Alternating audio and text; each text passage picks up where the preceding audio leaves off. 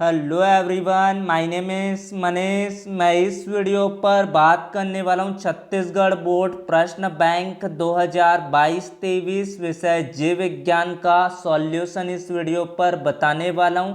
तो student video को like share और यूट्यूब चैनल को सब्सक्राइब कर ले। पीडीएफ टेलीग्राम ग्रुप पर मिलेगा, टेलीग्राम चैनल का लिंक कम्युनिटी पोस्ट पर मिलेगा, तो जाइए और वहां से इस पीडीएफ को डाउनलोड करें। मैंने जीव विज्ञान के भाग 1 से भाग 4 तक आपको वीडियो दे चुका है, जहां पर आपको प्रश्न क्रमांक 1 से 60 तक प्रश्नों का उत्तर हो चुका है। इस भाग में देखेंगे अगले 10 प्रश्नों के उत्तर मैं बताने वाला हूं। तो लेट्स स्टार्ट द वीडियो। 61वां प्रश्न देखते हैं। यहाँ पर रजोधर्म क्या है? मेनिस्ट्रेशन साइकिल, आर्तव चक्र। मादा प्राइमेंटो अर्थात बंदर, कपी, मनुष्य आदि में होने वाले जनन चक्र को आर्तव चक्र, मेनिस्ट्रेशन साइकिल या सामान्य भाषा में मासिक धर्म या माहवारी ऋतुस्राव रजोधर्म कहते हैं। प्रथम ऋतुस्राव मेंसेशन की शुरुआत यौवन आरंभ पर शुरू होती है, जिसे रजोदर्शन मेनार्क कहते हैं। स्त्रियों में यह आर्तव चक्र प्रायः 28-29 दिनों की अवधि के बाद दोहराया जाता है, इसलिए इसे एक रजोधर्म से दूसरे रजोधर्म के बीच एक घटना को आर्तव चक्र कहा जाता है। और यहाँ पर है आपका आर्तव चक्र। आर्तव चक्र के मध्य में एक अंडाणु यानी कि ओवा उत्सर्जित किया जाता है। अंडो उत्सर्ग होता है। बालिका में रजोधर्म प्रारंभ होना अंडाशय में अंडाणु ओवा बनने का संकेत होता है। ये क्रियाएं बालिका के किशोरावस्था में प्रवेश को दर्शाती है। साधारणतः यह 12 से 15 वर्ष की आयु से प्रारंभ होता है। तो ये रहा आपका मेनिस्ट्रेशन साइकिल के बारे में उत्तर। बात करते हैं आपका लिंग गुणसूत्र और ऑटोसोम में क्या अंतर होता है। Differences between chromosome and autosomes. तो सबसे पहले बात करते हैं मनुष्य में XX XY गुणसूत्रों द्वारा लिंग निर्धारण होता है। मनुष्य की कायिक कोशिका में 46 अर्थात 23 जोड़ी गुणसूत्र होते हैं। इसमें 22 जोड़ी गुणसूत्र कायिक गुणसूत्र ऑटोसोम्स कहलाते हैं। इसमें से 22 जोड़ी के दोनों गुणसूत्र अपने जोड़ीदार के बिल्कुल समान होते हैं। 23वें जोड़ी के गुणसूत्रों को लिंग गुणसूत्र हेट्रोसोम्स कहते हैं। तो इस तरह से आपने पहला इसका हेडिंग लिखा। हेडिंग लिखने के बाद लिंग गुणसूत्र और ऑटोसोम्स के बीच डिफरेंस करते हैं। ये जीव के लिंग निर्धारण करते हैं। ये दैहिक लक्षणों का निर्धारण करते हैं। इन्हें XX XO ZO ZW अक्षरों से दर्शाया जाता है। इन्हें संख्या के द्वारा दर्शाया जाता है। पुरुष और महिलाओं में लिंग गुणसूत्र दोनों अलग अलग होते हैं। पुरुषों और महिलाओं में ऑटोसोम की समान प्रतियां होती है। इस तरह से यहाँ पर दोनों में अंतर लिंग गुणसूत्र यानी कि आपका होता है ऑटोसोम्स और आपको बताना है हेट्रोसोम्स यानी कि गुणसूत्र। लिंग गुणसूत्र में आपको डिफरेंसेस बताना था। उसके बाद है इसका अगला प्रश्न, कैरियोटाइप या गुणसूत्र प्रारूप क्या होते हैं। बेनेडेन तथा बोवेरी ने सिद्ध किया कि गुणसूत्रों की कुल संख्या तथा उनके माप, आकृतियां, रासायनिक संयोजन आदि स्थायी जाति लक्षण होते हैं।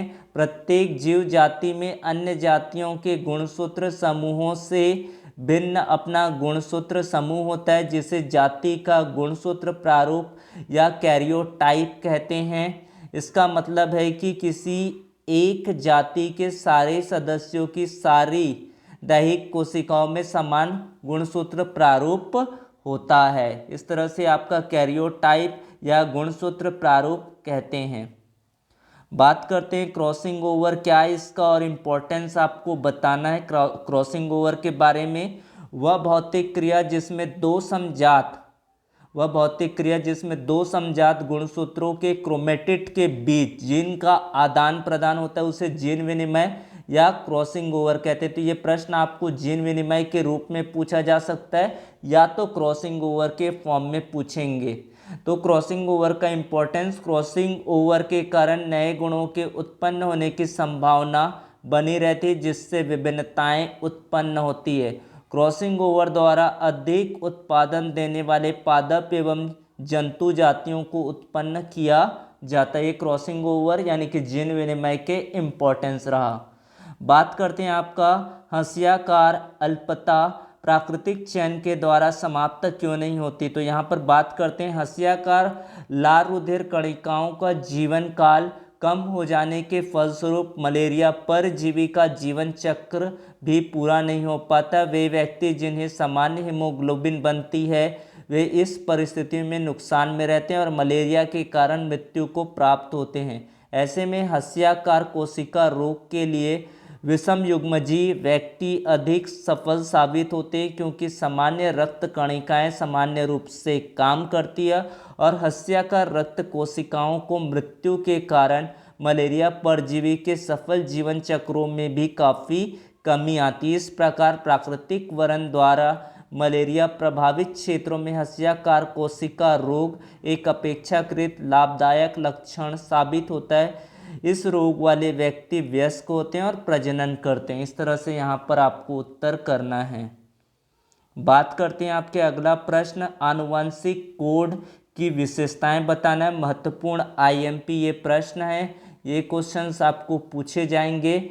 आनुवंशिक कोड हमेशा ट्रिपलेट यानी कि हाइड्रोजन बेस के समूह में रहता है। 20 अमीनो अम्ल के लिए 64 कूट होते हैं, यानी कि एक अमीनो अम्ल के लिए एक से अधिक कूट होते हैं। या अपहासी कूट होता है, यानी एक अमीनो अम्ल के लिए एक से अधिक कूट होते हैं।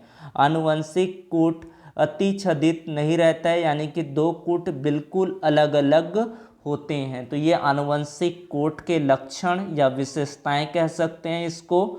उसके बाद है आपका 67वां प्रश्न, क्रोमोसोम क्या है या कहाँ पाया जाता है, इसके बारे में आपको उत्तर करना है। तो यहाँ पर शुरू करते हैं। कोशिका में पाए जाने वाले क्रोमोसोम डीएनए एवं प्रोटीन की संगठित संरचना होती है।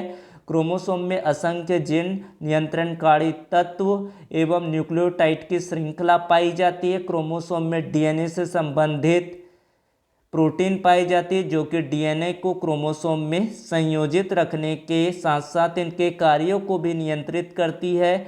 ये क्रोमोसोम प्रत्येक जीव की कोशिका में एक निश्चित संख्या में पाए जाते हैं। मानव की दैहिक कोशिका में क्रोमोसोम की संख्या 23 जोड़ी अर्थात 46 होती है। क्रोमोसोम केंद्रक में पाए जाते हैं या धागे के समान संरचना होती है। ये जीन धारक है। आनुवंशिक गुणों लक्षण को जनक से अगली पीढ़ी तक स्थानांतरित करते हैं या कोशिका विभाजन के समय ही दिखाई देते हैं। तो ये रहा आपका क्रोमोसोम का उत्तर।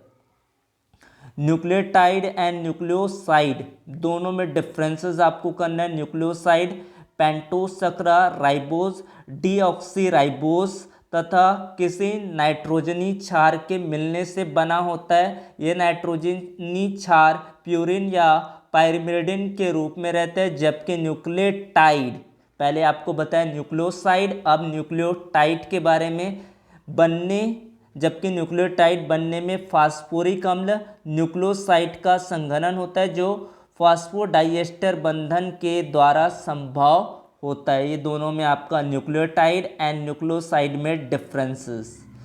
बात करते हैं आपका 69, टिश्यू कल्चर क्या है, इसके उद्देश्य आपको बताना है। या पादप संवर्धन क्या है, इसके बारे में बताना है। टिश्यू कल्चर संवर्धन एक ऐसी तकनीक है जिसमें किसी भी पादप ऊतक जैसे जड़, तना, पुष्प आदि को निर्मित परिस्थितियों में पोषक माध्यम पर उगाया जाता है। यह पूर्ण सशक्तता के सिद्धांत पर आधारित होता है। इस सिद्धांत के अनुसार पौधे की प्रत्येक कोशिका एक पूर्ण पौधों का निर्माण करने में सक्षम होते हैं। इनमें बहुत कम समय में हजारों पादपों का प्रवर्धन किया जा सकता है। इससे उत्पन्न आनुवंशिक रूप से मूल पौधे समान होते हैं। टमाटर, केला, सेब आदि पौधों का संवर्धन इसी विधि के द्वारा किया जाता है। तो इस तरह से ऊतक संवर्धन यानी कि टिश्यू कल्चर, पादप कल्चर्स के बारे में आपको उत्तर देना है। बात करते हैं औद्योगिक अतिकृष्णता क्या है, यह किस पारिस्थितिकी क्रिया का परिणाम है। औद्योगिक अतिकृष्णता इंडस्ट्रियल मैनरिज्म्स क्या होते हैं इसके बारे में आपको बताना है। क्वेश्चन बैंक में प्रश्न आपको अलग दिया गया, लेकिन यही आपका प्रश्न है। औद्योगिक अतिकृष्णता क्या है? यह किस पारिस्थितिकीय क्रिया का परिणाम है? प्राकृतिक वरण का एक बहुत ही अच्छा उदाहरण है। ब्रिटेन में सन 1845 के आसपास हुई औद्योगिक क्रांति के फलस्वरूप विस्टन बिटोलेरिया नामक कीट, जो कि पहले भूरे हल्के भूरे रंग वाला हुआ करता था, उस समय के कोयले के अत्यधिक उपयोग के कारण उससे निकलने वाली धूल के कारण उद्योगों के आसपास के पेड़ पौधों के तनों की जो सतह थी वो काली रहने लगी। कोयला का स्थान अब विद्युत तेल ने ले लिया था। ईंधन के प्रकृति के बदलने से वातावरण में धुएं की मात्रा कम हो गई, जिससे वृक्षों का रंग पुनः काले से भूरे रंग होने लगा। कई वर्षों पश्चात पूर्णतः भूरा दिखने लगा। यही लक्षण आपके औद्योगिक अतिकृष्णता, इंडस्ट्रियल मैनरिज्म्स के नाम से जानी जाती है। तो ये रहा इसका पूरा उत्तर। पॉज कर ले, स्क्रीनशॉट ले ले, या तो टेलीग्राम ग्रुप को ज्वाइन कर लीजिए। Link on the description box and community tab. Thank you so much.